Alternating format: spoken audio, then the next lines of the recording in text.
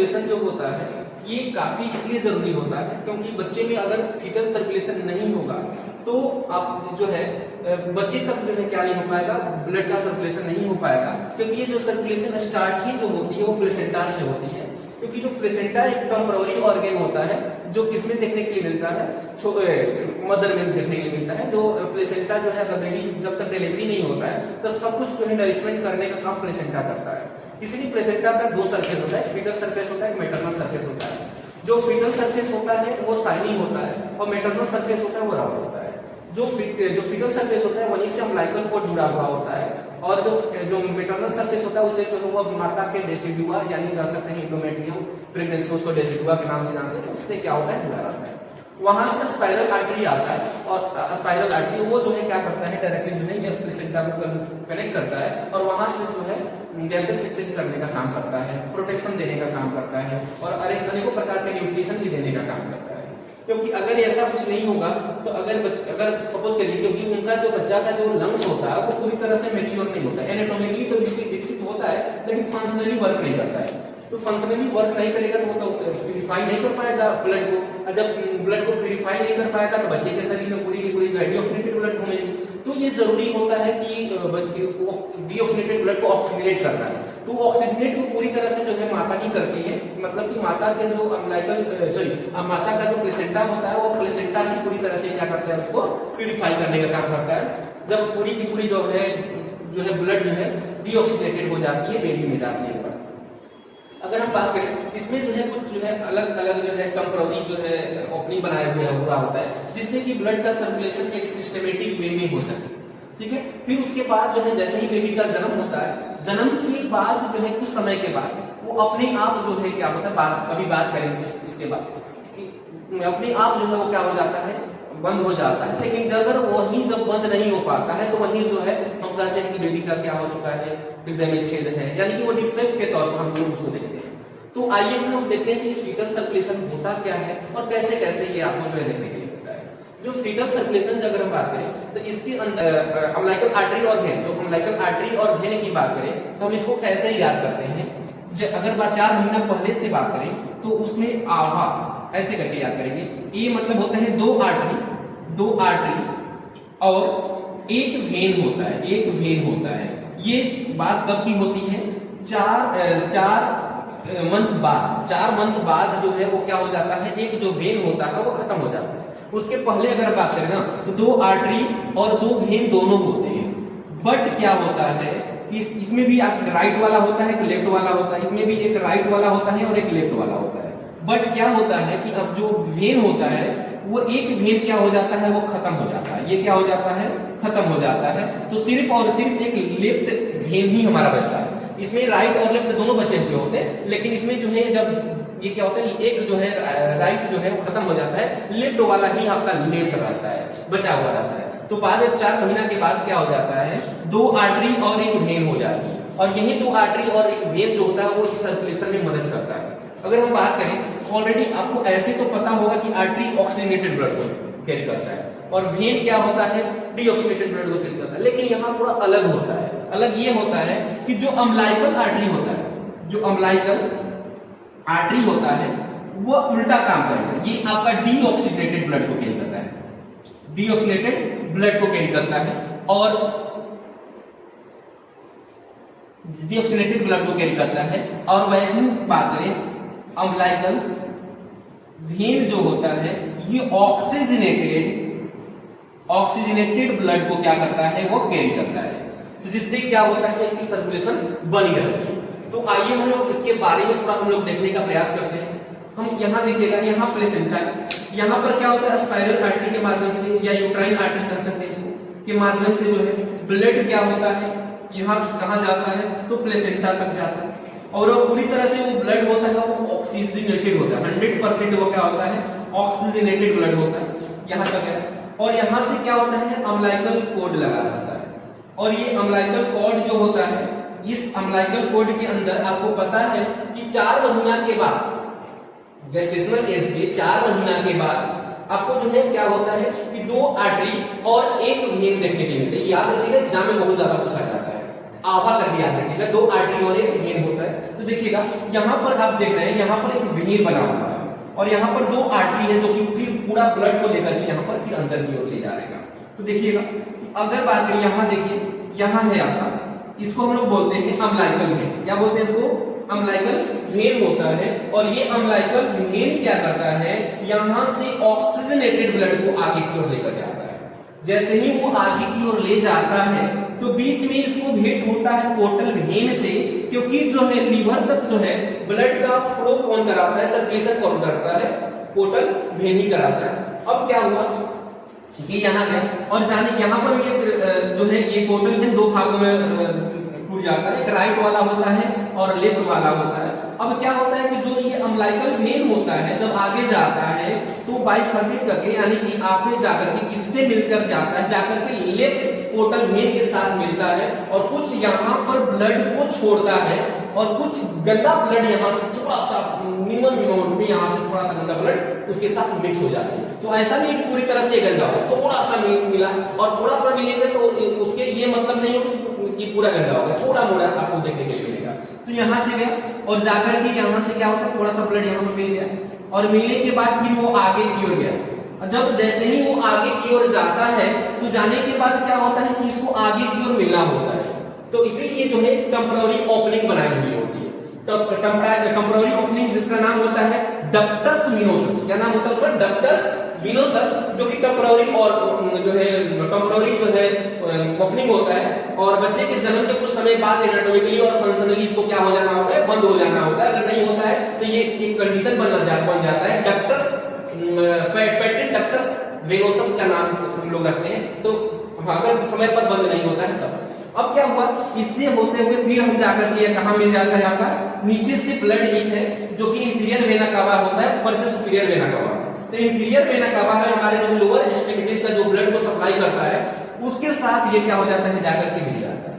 और जब ये जाकर के मिलता है तो ये ऑक्सीजनेटेड ब्लड मिनिमम हम लोग कहते हैं और नीचे से जो है डीऑक्सीनेटेड ब्लड जा रहा है, यानी दोनों आकर के आपस में फिर यहाँ पर क्या हो जाते हैं, मिल जाते हैं। लेकिन तब पर भी पूरी तरह से वो डीऑक्सीनेटेड नहीं होता है, कुछ और यहाँ मिला, कुछ यहाँ मिला लीवर से और कुछ यहाँ मिला। मिलने के बाद फिर वो आगे की ओर जाता है और जाते जाते जो है आपको आता है और जाने के बाद ये कहां पर पहुंच जाता है, आपका राइट आर्टरियम में पहुंच जाता है।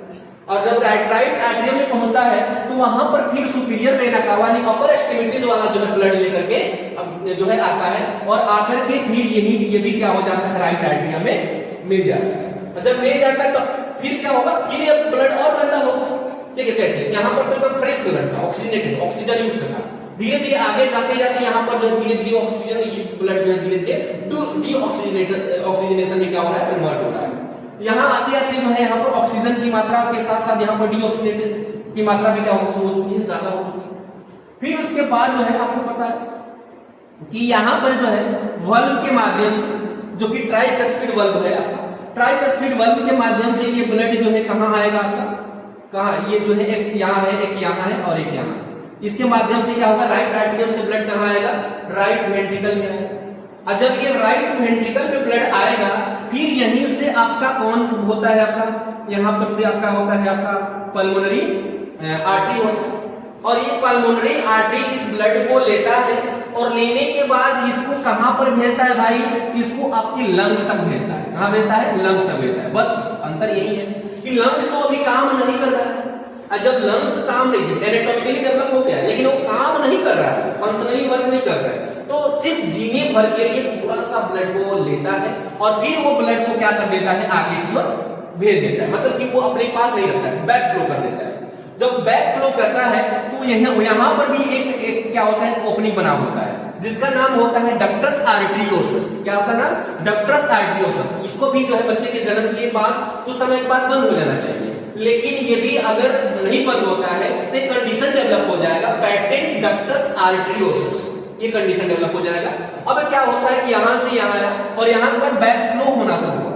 ठीक है, बैक फ्लो होना शुरू होगा। अब आप अपने से समझिए कि अगर बैक फ्लो यहां पर ज्यादा होगा तो फिर ये रिकरगेटेड होना शुरू हो जाएगा, फिर ऊपर की ओर जाना शुरू हो जाएगा और यार राइट वेंट्रिकल को में क्या होगा, हाइपरट्रॉफी हो जाएगा, इसकी साइज बढ़ जाएगी। ये तो थोड़ा सा मुश्किल हो जाएगा। तो तो इसीलिए यहाँ पर एक ओपनिंग है टेम्पररी, एक नॉर्मल ओपनिंग होता है, ये ओपनिंग बनाई गई है कि जो भी ब्लड यहाँ पर आया, आने के बाद वो ब्लड तुरंत आकर के क्या हो जाए, ये जो है आपका पल्मोनरी जो है आपका यहाँ पर जो है आपका पल्मोनरी आर्टरी है, और उसके बाद जो है यहाँ से आपको पता है कि यहाँ से ये जो है नॉर्मली अगर बात करते हैं इस तरह होता है, जो पल्मोनरी वेन रहता है लेफ्ट आर्टरी में उसको जो है सेंड करता है ना। तो बट यहाँ पर क्या हुआ, अभी तो लंग्स तक गया ही नहीं, अब नहीं गया, अब थोड़ा थोड़ा जो गया होगा वही यहाँ से यहाँ पर आएगा, ठीक है, थोड़ा जो गया है पल्मोनरी जो वेन से होते हुए यहाँ पर आएगा।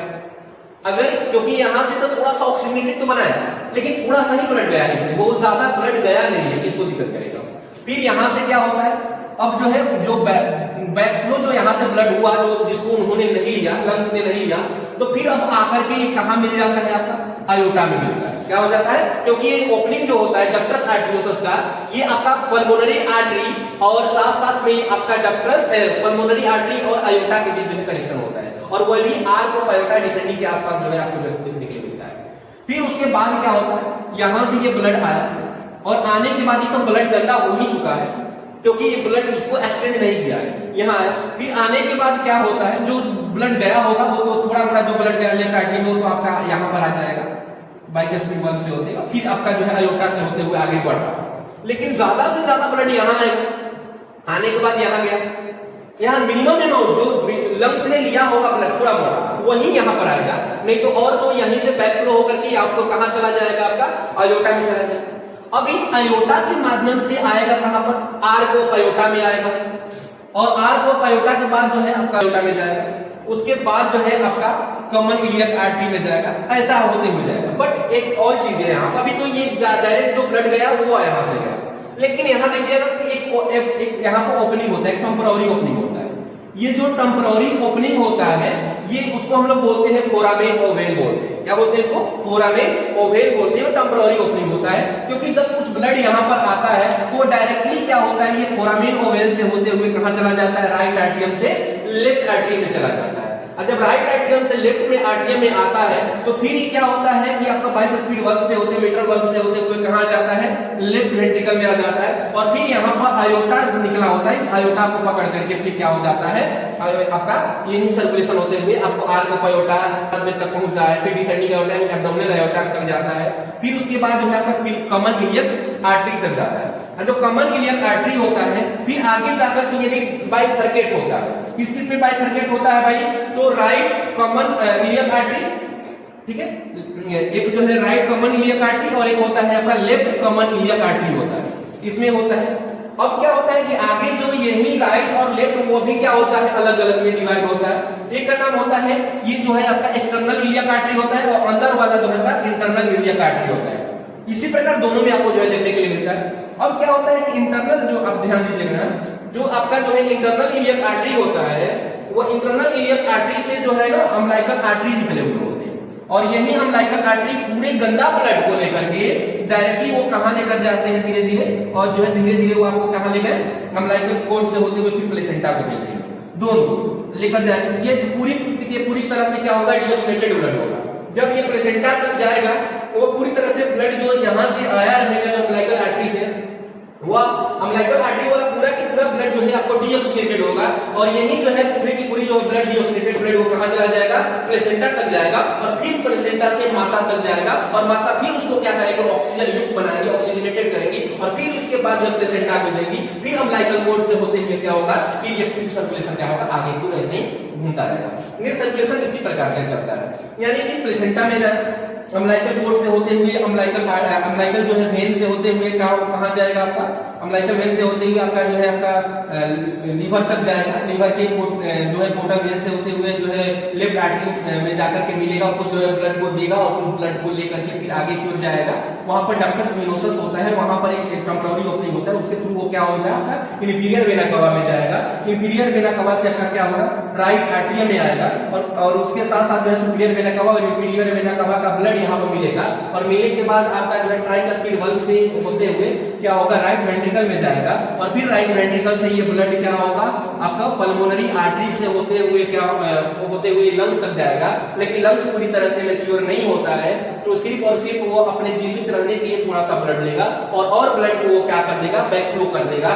जब बैक फ्लो करेगा तो यहाँ पर एक ओपनिंग होती है, टेम्पोररी ओपनिंग, जिसका नाम होता है डक्टस आर्टरियोसस होता है और उसके थ्रू क्या होगा आपका कि अयोटा में आर्को अयोटा, इसके बाद में डिसेंडिंग अयोटा यानी एब्डोमेन से होते हुए आपको कॉमन इलियक आर्टरी में आएगा। उसी बीच एक और अजीब सिस्टम होती है कि जो ब्लड आपको राइट आर्टरियम में हुए होंगे, कुछ ब्लड इधर भी लेफ्ट आर्टरियम में आएंगे, लेफ्ट आर्टरियम से फिर ये क्या होगा लेफ्ट वेंट्रिकल में आएगा और फिर लेफ्ट वेंट्रिकल से अयोटा से होते हुए ये भी ब्लड क्या होगा कॉमन इलियक आर्टरी तक यहाँ तक पहुंचेगा। फिर एक कॉमन इलियक आर्टरी दो ब्रांचेस में डिवाइड हो जाएगा, यानी कि राइट कॉमन इलियक आर्टरी और एक हो जाता है लेफ्ट कॉमन इलियक आर्टरी हो जाता है। और जो दोनों जो है दो भागों में बांटे हैं, एक्सटर्नल और इंटरनल इलियक आर्टरी बांटे हैं और दोनों में से जो है इंटरनल इलियक आर्टरी है वहीं से जो है अम्बिलिकल आर्टरी निकलता है जो पूरी की पूरी डीऑक्सीनेटेड ब्लड को क्या करता है, ये प्लेसेंटा तक भेजता है और इसी प्रकार ये पूरी की पूरी सर्कुलेशन होती रहती है। अब हम लोग बात करेंगे कि ये पूरे स्ट्रक्चर के बाद हम देखेंगे कि जो हमने टेम्पोररी जो स्ट्रक्चर बताया है वो स्ट्रक्चर जो है जन्म के कुछ समय बीतने के बाद उसको क्या हो जाना चाहिए, बंद हो जाना चाहिए।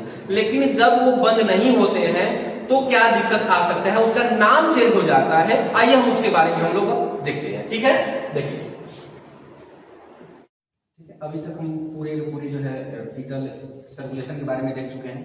अब हम लोग देखते हैं कि कुछ जो है एबनॉर्मल ओपनिंग, जो टेम्पोररी ओपनिंग थी, जिसको हम लोग जो है संड के भी नाम से जानते हैं, वो क्लोज होता है। कैसे क्लोज होता है, उसका नाम क्या होता है, कब क्लोज, फंक्शनली कब क्लोज होता है, एनाटॉमिकली मतलब काम से कब बंद होता है कि काम अपना जो कर रहा था वो काम करना बंद कर दे, और स्ट्रक्चर से कब बंद होता है।